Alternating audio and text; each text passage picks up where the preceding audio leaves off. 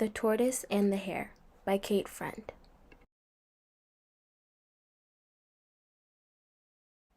Of all the beasts in the forest, Hare was the fastest and the cleverest.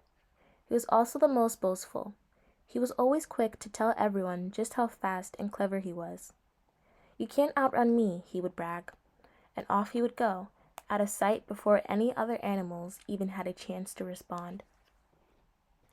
The other animals quickly got tired of Hare's boasting. They held a meeting and agreed that it was time to put an end to it for once and for all.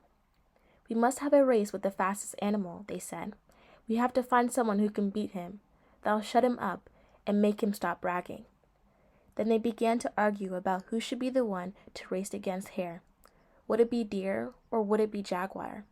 All the fast animals began arguing about who was faster and could beat Hare. In the midst of all the commotion, a slow, deep voice spoke up. "I will race against him." It was Tortoise. "You?" asked the other animals. "You couldn't possibly beat Hare." "Why, we could outrun you in a race right now, even the slower ones of us."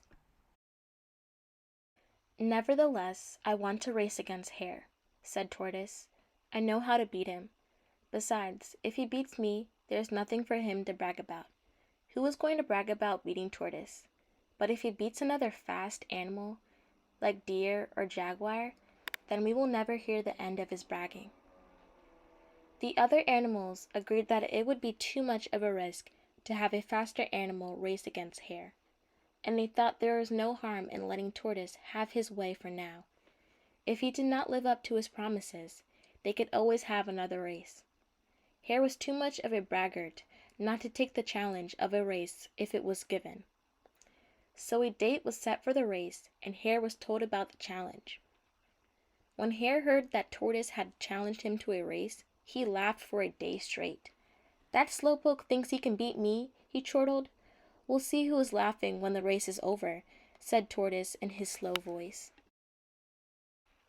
On the day of the race, Hare was still laughing about the arrangement. "I will be past the finish line before you even get across the starting line," he boasted. "You must be a great fool to think you can beat me."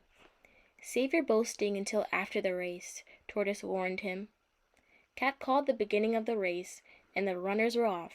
Hare dashed off and was soon out of sight, while Tortoise plodded along slowly down the road. The rest of the animals were worried and thought that Hare would be boasting more than ever that night. But Tortoise gave them a wink and a smile not to worry. Now Hare had made it a little bit down the road when he came upon a beautiful garden full of the very best cabbages and carrots. "These are the best vegetables I have ever seen," he said to himself. "I have plenty of time to sit down and eat a bit of a snack. Tortoise must be miles behind me." So Hare left the road and went into the garden, and stuffed himself full of cabbages, carrots, cucumbers, squash, and everything else that the garden had to offer. Then, looking at the sun, he realized that he had been in the garden longer than he had meant to, and took off down the road again. With his full belly and the heat of the sun, it wasn't long before Hare began to feel sleepy. At the next bend in the road, he saw a big shady tree. "I am sleepy," he thought, "and Tortoise must be miles behind me. He is so slow, and I am able to run so fast. I will just take a nap under this tree for a little bit. He will surely not catch up to me, and even if he does, I will be able to pass him again in 2 seconds flat once I get started running." So Hare flopped down under the tree and fell fast asleep. When he woke up, the sun was high in the sky and it was getting towards afternoon. Hare jumped back on the road and began running again. He thought to himself, "Surely Tortoise has not made it this far yet. He is so slow." And when he did not see Tortoise on the road as he ran, he began to think that he was right. Presently, Hare came upon a clear blue pond. It was becoming so hot in the afternoon that he thought he would take a dip and cool off. "I can certainly afford to take a swim," he said.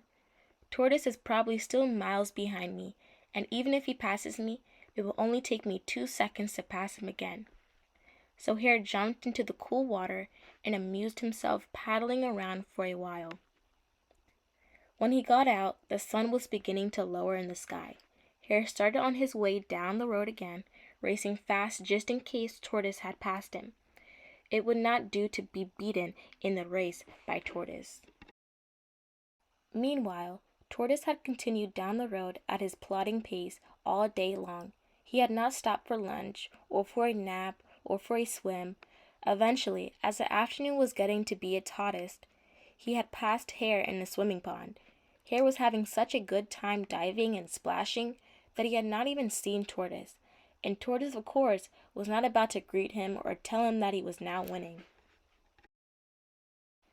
As Hare turned the final bend in the race, he saw something that made his heart sink. Tortoise was in front of him and was about to cross the finish line. Hare put on a burst of speed, but he was just not fast enough. Tortoise crossed the finish line at his slow, plodding pace, while Hare was still trying to catch up.